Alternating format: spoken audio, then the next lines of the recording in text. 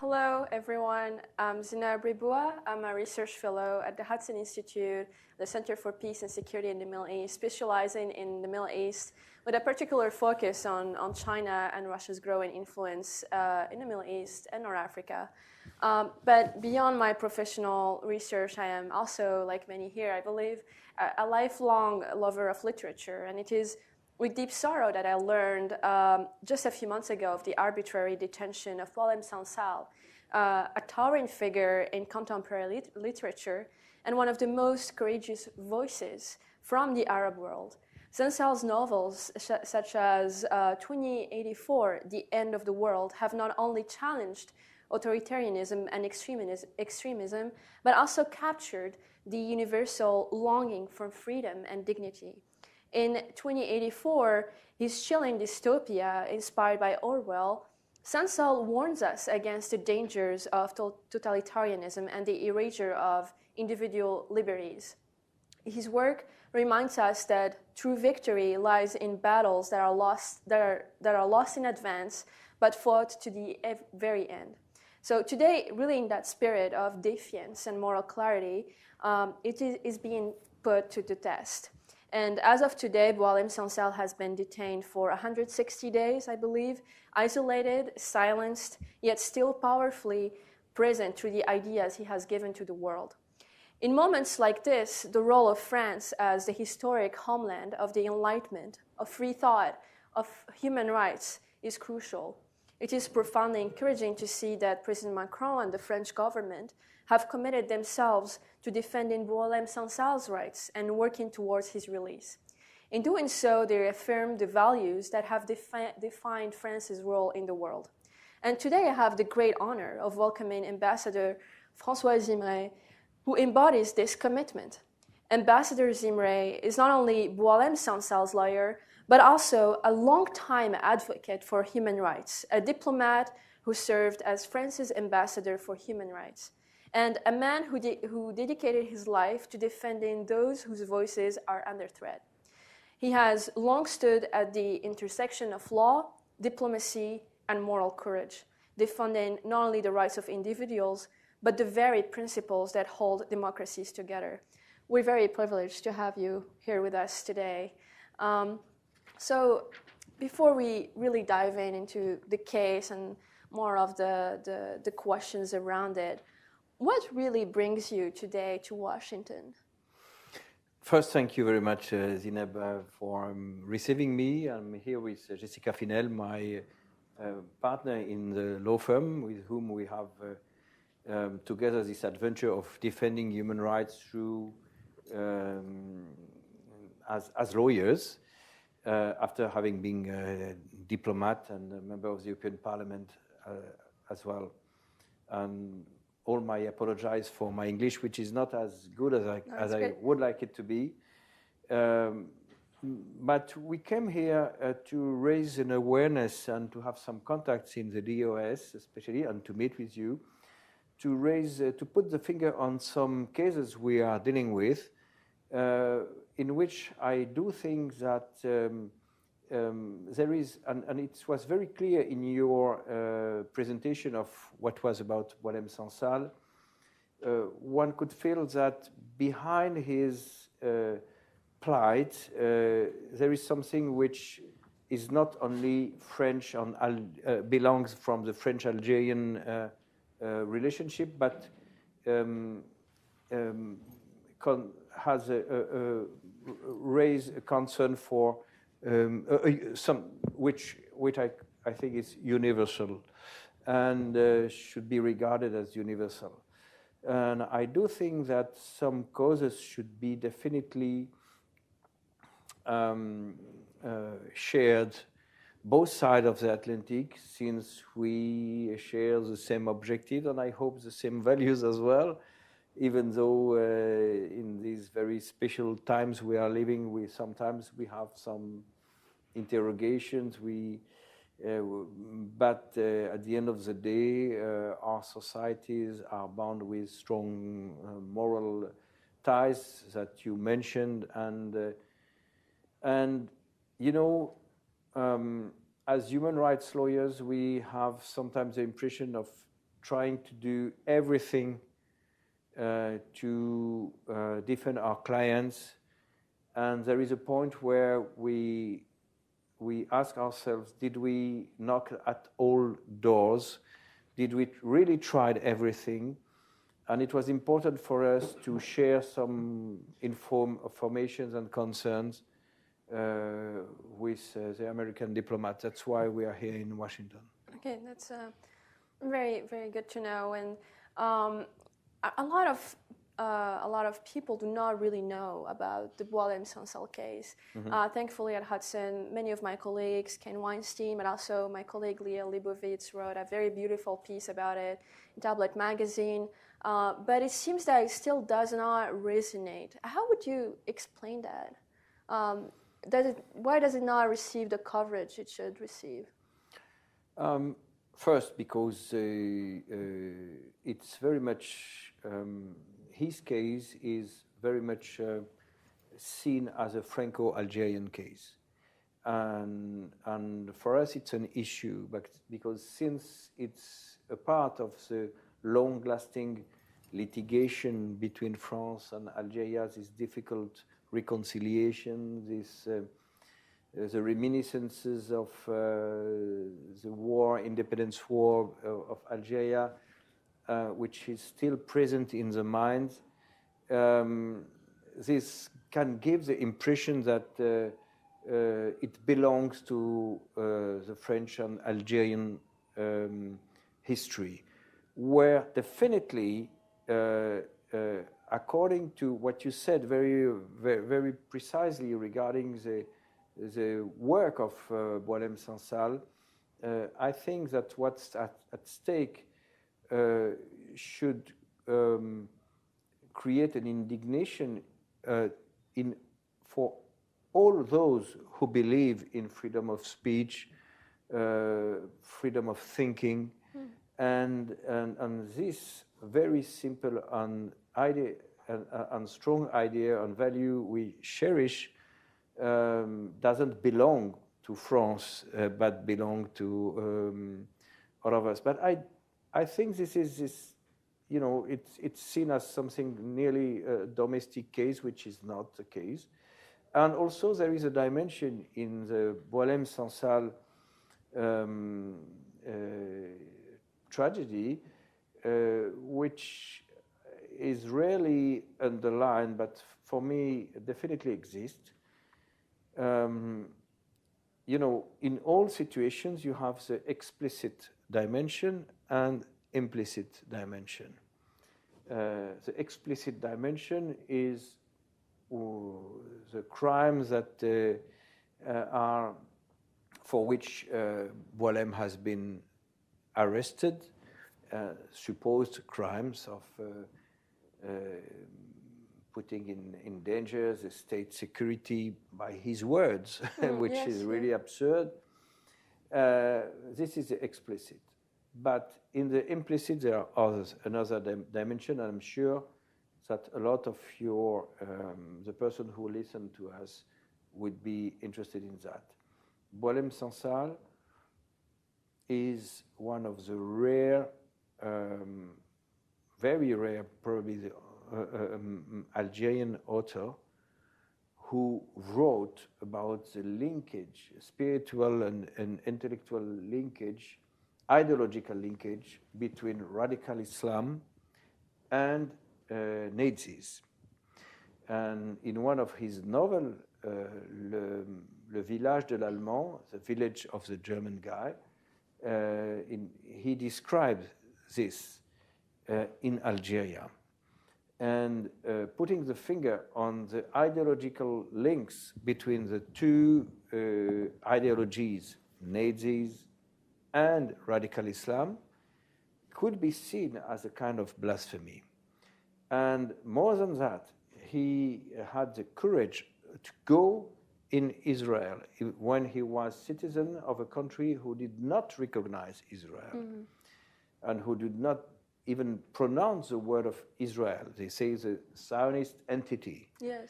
Yeah. He had the courage to go there to speak about peace and to meet with persons to receive a literature prize, and for this he will never be pardoned.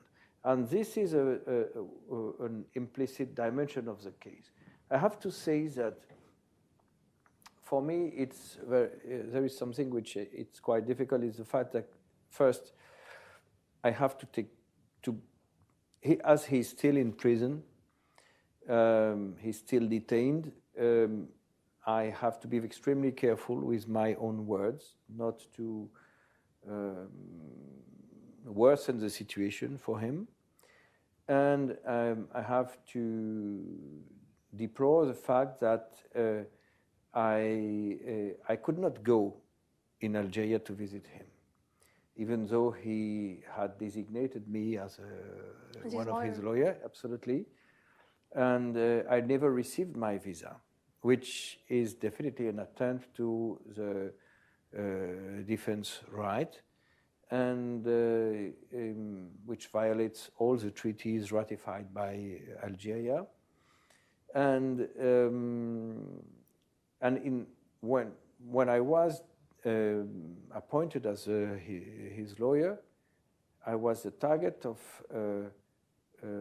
a campaign in Algeria, in the media, in the social networks, qualifying me as the Zionist lawyer or the Zionist rat, and so, which of course it's a very anti-Semitic campaign.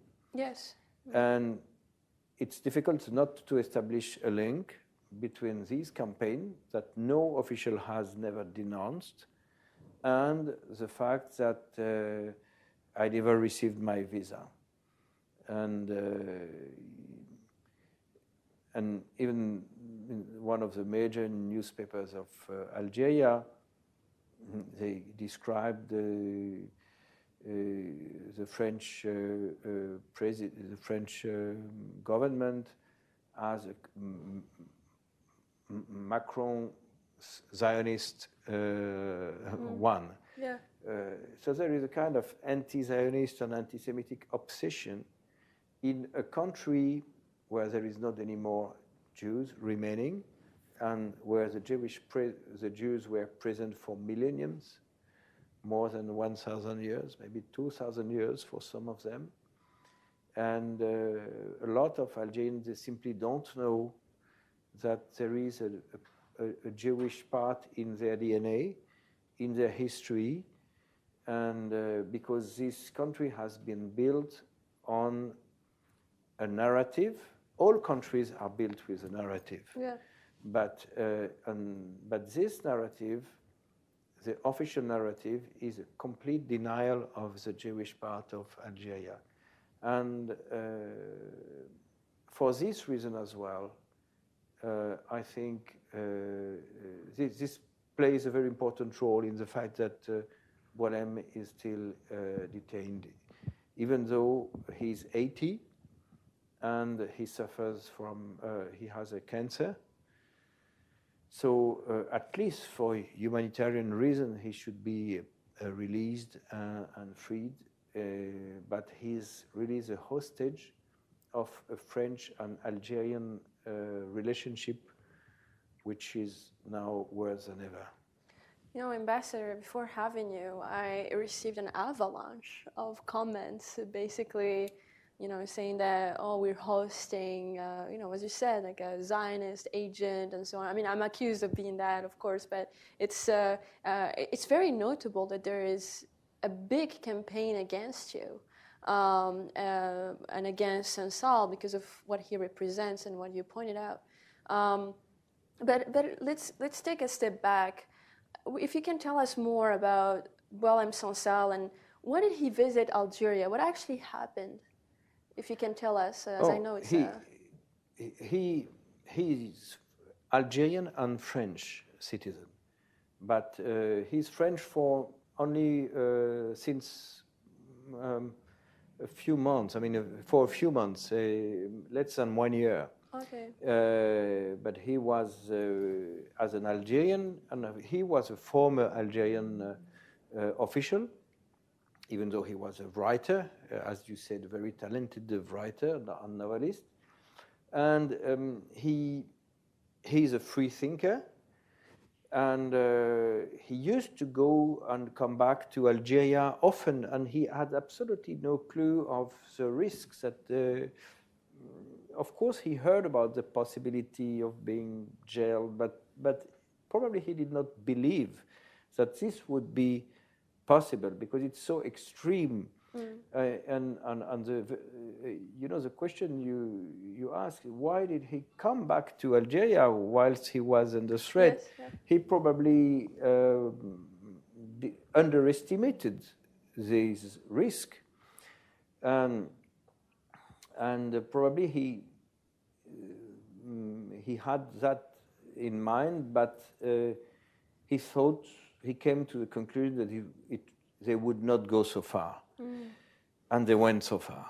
And once he came back to visit his house, to go to his house in Boumerdès, in 1 hour from Algiers, he was arrested at the airport, and then he disappeared. That's why Amnesty International spoke about enforced disappearances. Oh, yeah. Yes, for 10 days, we nearly had no news about him. And then we heard that he had been arrested and interrogated, and he's under a mandate of indictment for having endangered the state security, state safety, and which is absolutely absurd. How come the words of an 80-year-old man pronounced or written abroad could have put in danger a 45 million inhabitants country that is a member of the Security Council? It's difficult to believe. It's very hard to believe that. But of course, once again, there is explicit and implicit, and the implicit reasons are the one I mentioned, but also the very special context of the French-Algerian relationship, which was very much deteriorated at this time due to the recognition of the sovereignty of Morocco on the Western Sahara, which is for the Algerian kind of yes, it's something very offending for them, and and they really wanted to punish France for this recognition, and instead of punishing France, they have decided to exert their retaliation and revenge on this man, which is not that courageous, in fact, and he's kept as a hostage, or at least as a scapegoat of this very difficult yet profound French and Algerian relationship. I mean, I'm sure you've had discussions at the highest level on this. Are there any organizations, I mean, international organizations, I mean, you mentioned Amnesty, but are there others, or maybe other countries taking a harsh stance on this, or do they, as you said, sense it as a political landmine that they should not get involved in? Unfortunately, in France at least, left is not that vocal. And that's a pity, and I have to say, so for me it's ununderstandable and not acceptable.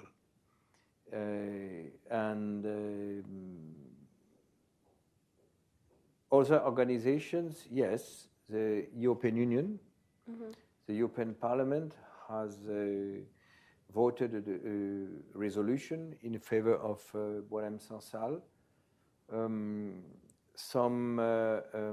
A group of Nobel Prizes, also literature Nobel Prizes, have wrote an opinion defending him. Writers from Latin America wrote, and Hispanic writers wrote, and also a petition in Spanish-speaking newspapers. He's really a literature hero in Germany, and some papers as well in Italy, but and some article I could see in America, but very few. Yeah. And that's important that to raise an awareness and to he has to be he has. It's important also for us as lawyers in charge of his defense to dilute the French-Algerian dimension and to underscore what is universal in his plight and why other nations should express their concern vis-à-vis Algeria and regarding the imprisonment of this writer. And especially when you know the very reasons for which he's imprisoned, it is simply not acceptable. Yeah. And he has been condemned in first instance in Algiers. He might face an appeal, but I really urge and call for a humanitarian decision from the Algerian president, and I think that it would be a great sign and a good and a very positive attitude from the Algerian regime to free this man. And I do think that if the Americans also pay interest and express their interest in his plight, it might help. Yeah, and you know, I know, of course, that you've been involved in so many difficult cases. This is not, I think, the first one. But, you know, how did you approach a case like this? Did you just see it and said this is something you are ready to fight for, or was it like the culmination of different factors? With my partner Jessica Finel, we have a lot of cases where one could find a legal dimension, criminal one, and a diplomatic one as well. And where both one has to use our leverages on both sides. That's why we are here, in fact, as well in DC today. Because we are aware that in many countries, you know, the rule of law is just a decor. Yeah. And at the end of the day, it's very political. And as it is very political, it should be also, one should mobilize and use the diplomatic tools. And I know how difficult it can be, as I am a former French diplomat in charge of human rights. I know how it can be difficult to mobilize diplomacies on these issues. But yes, and I do think that there are some cases in which it cannot be any kind of progression and success if we do not combine in a smart way law and diplomacy. And here it's a case, and diplomacy means also being able to put oneself in other shoes, to see. And I have to say, even though I have to express a strong criticism against the Algerian government's attitude in this case, and to protest against this judgment, I have no difficulty in, and I think it's one of our duties, in trying to adopt, to endorse their perspective. Yeah. And to suggest ways in which the other party could not lose face. Yeah, totally. And you know, it's for lawyers, it's quite common to be confronted to parties counterparts who defend their interests with energy. And it can be hard, it can be a tough battle, but this is, we are prepared to that. The most difficult is not when you are confronted, sorry. The most difficult is not when you are confronted to someone who, pardon, who defend his interest with energy. It's when you are confronted to someone who doesn't understand what is his or her interest. Yeah. And a part of our job is to try to put oneself in others' shoes, to understand the other logic, even though we do not agree, and to suggest way and to sometimes to open the eyes of the other party on what should be their interest. And honestly, my analysis is that really the Algerian government, when they decided to jail him, they completely underestimated the consequences of that. Yeah, seems they like did it. not expect this imprisonment to lead to a global protest. They did not expect that it would lead to a protest from the EU, from many countries, and maybe tomorrow from the United States of America. And if they had anticipated these consequences, I'm sure they would not have decided, they would not go to these extremities. Yes, we have to keep this. Sometimes we have to play this theater play of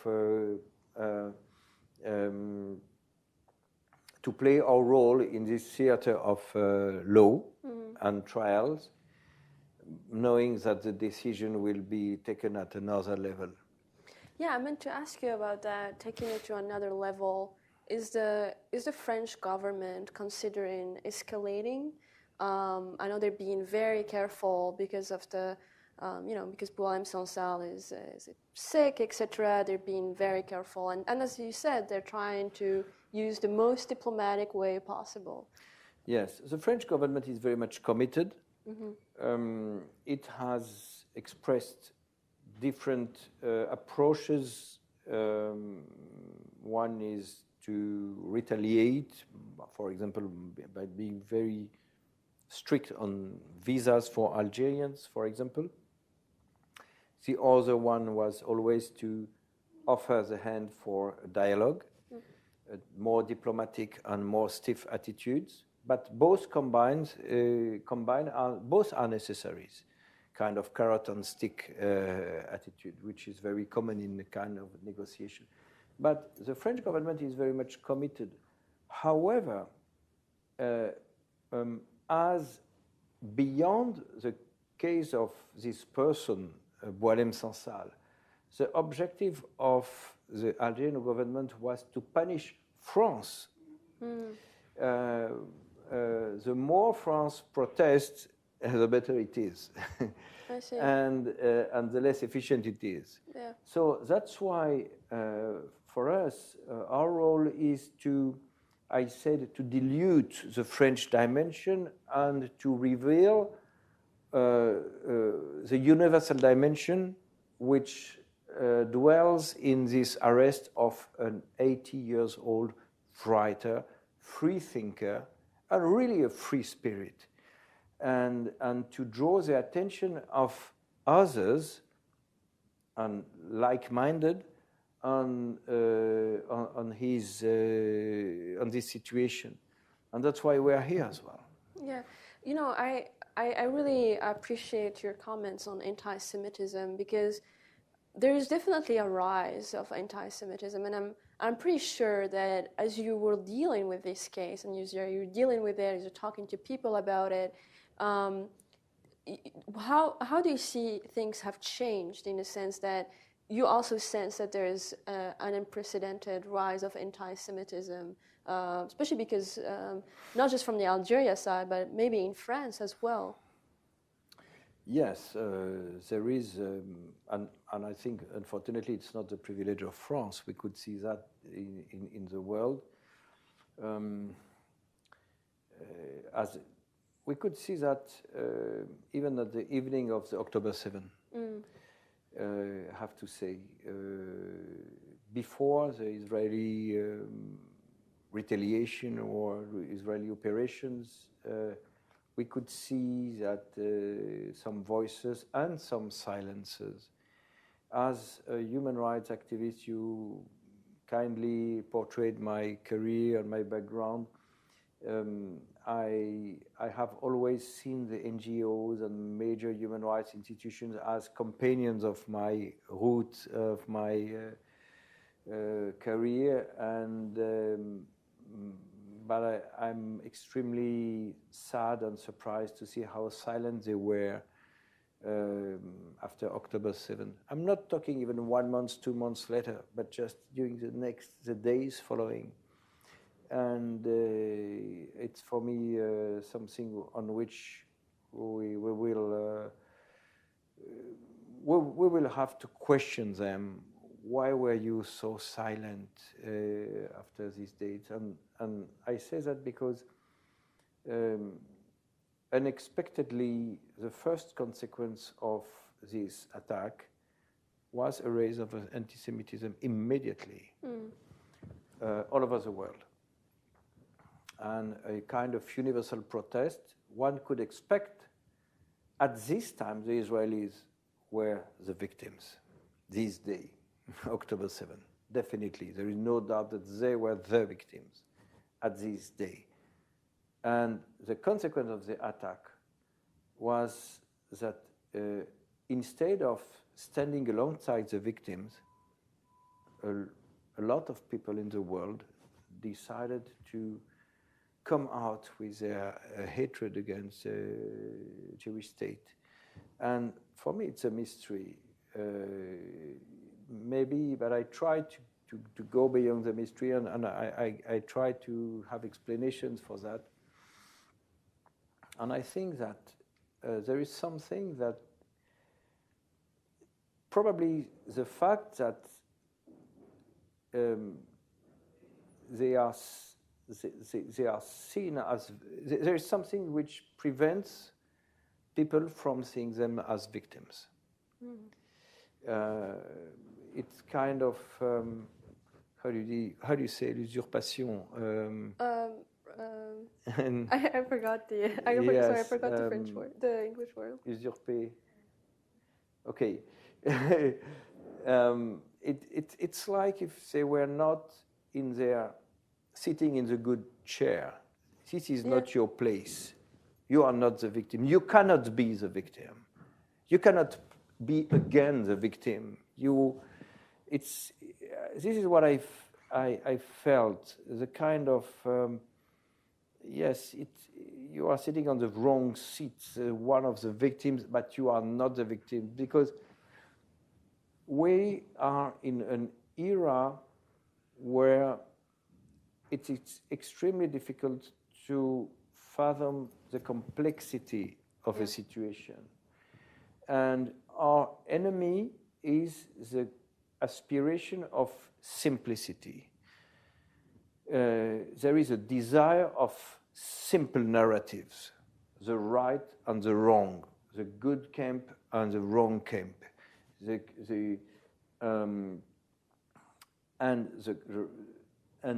and if you are on the seat of the in the place of the offenders, the perpetrators, you cannot be on the seat of the victims. And it was a kind of clash of narratives which really makes inconceivable the idea that the Jews and Israel could be victims at this day. And that's how I don't know if I'm clear in my explanation. You are. And that's how I explain the silence of those whom very vocation is to denounce all the violations of fundamental rights, to denounce, to call a victim, a crime, a crime. Where were they these days? And October 8th, October 9th. And their silence for me is something very, it's more than a pain, it's a wound, it hurts. And as many, I cannot do more than watching a global rise of antisemitism as the first consequence of an attack against the Jews. It doesn't mean that Israelis are above any criticism.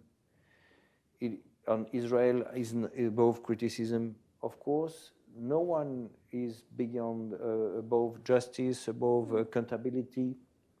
I'm not of this opinion. I think that everyone should give account of his attitude but there is more than an incomprehension for that, and it is in this context that yes, in this context of a rise of anti-Semitism, that Boualem Sansal has been arrested. But in a country where there is definitely this impression of a kind of state anti-Semitism. Yes, exactly. And contrarily to some other Arab countries, and as I think about Morocco, for example, Morocco, in the new constitution of Morocco, they have recognized the different roots of the country, the different, yes, this country has at least 3 roots, Arabic, Barbarian, and Jewish as well. And because it's a part of the national identity of the kingdom. And it is also a part of the identity of Algeria. But the Algerians, they don't know that. They don't teach that. It's not a part of the narrative. There is not anymore one Jew remaining in Algeria, where they were living for millenniums. And as I said earlier, countries and civilization and societies are built not only with concrete, but also on cities and houses, but on roads, but also with narratives. And the narrative cannot be built on a denial of truth. And what Boualem Sansal did in his work really disturbed the official narrative of Algeria. Yeah, I mean, it's very noticeable when he says, what after the liberation? There was the Algerian Revolution. Now what? There's a lot of resistance of the anti-French sentiment, and by pushing the anti-French sentiment, there's a lot of basic resentment towards, as you said, the complex identity. And yeah, as you said, it's very disappointing. Yes, it's very disappointing, and I'm always very reluctant to say anything which could appear as lecturing others, but I'd like to say something which I think is how do you say, food for meditation and thought. We spoke briefly about Middle East after October 7th, and now Algeria and France. 2 situations of conflicts and the difficulty to overcome the post-conflict. And I'm not the kind of person who say, yes, we are the country of human rights, one should be proud of. I know that we also have had dark pages on our history, and especially France. collaboration with Nazis, colonialism, and we have had our dark pages.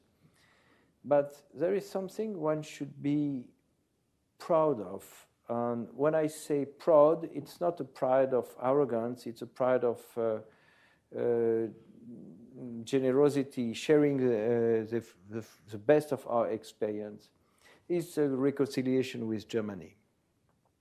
And Europe has not been built only with European directives on coal and steel. Europe has been built with education.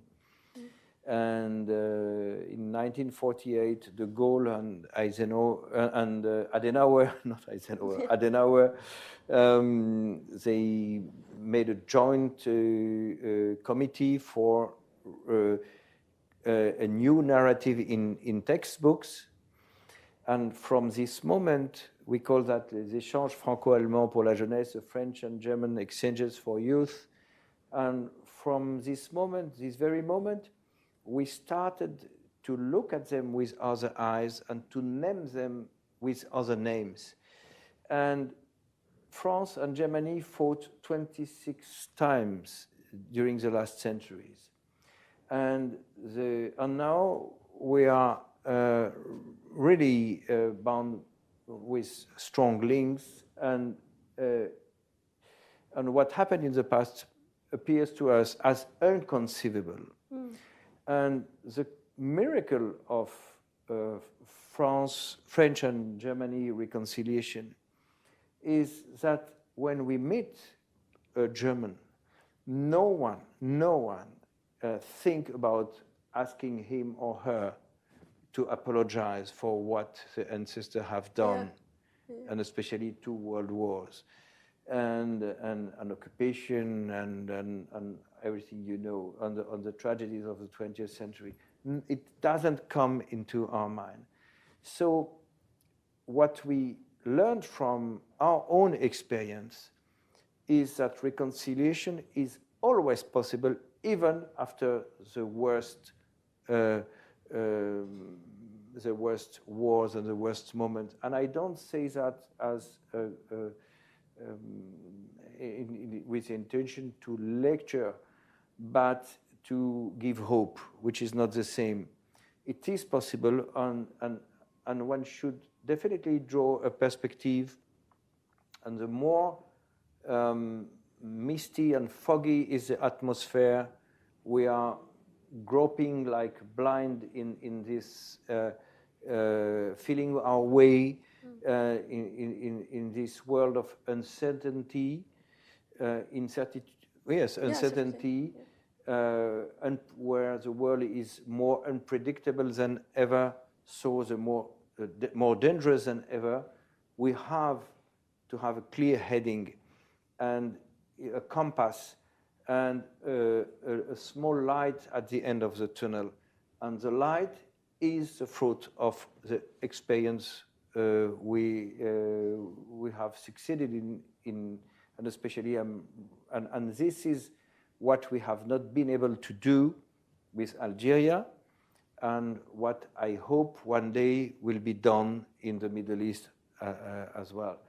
We have to be proud enough of what we have achieved with the Germans, and to share this and to draw these lessons with others.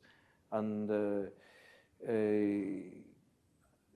yes, it's possible to overcome these long-lasting conflicts, even though it sounds completely unrealistic or naive or leftist or a dreamer.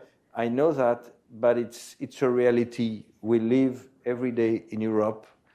It's a reality which is tangible, and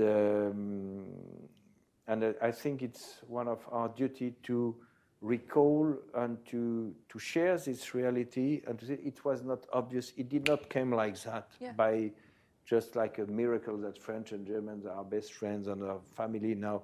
It's a fruit of a policy, deliberate policy, and it starts by education. And education starts with the narrative, and it is where the Boualem Sansal case is absolutely crucial, and it is where the issue of textbooks in the Middle East is also crucial. You know, some of my colleagues are looking at me, and I know you've been very generous with your time, and especially on this very hopeful note for a reconciliation and for the freedom of Boualem Sansal. That I thank you, Ambassador, for joining us today. It's a real honor to have you, and I hope that to the people who listen to us will actually read Boualem Sansal. He's one of the greatest writers today, and I hope that next time we gather, he will be free. Thank you. I hope, inshallah. Yeah. Thank you.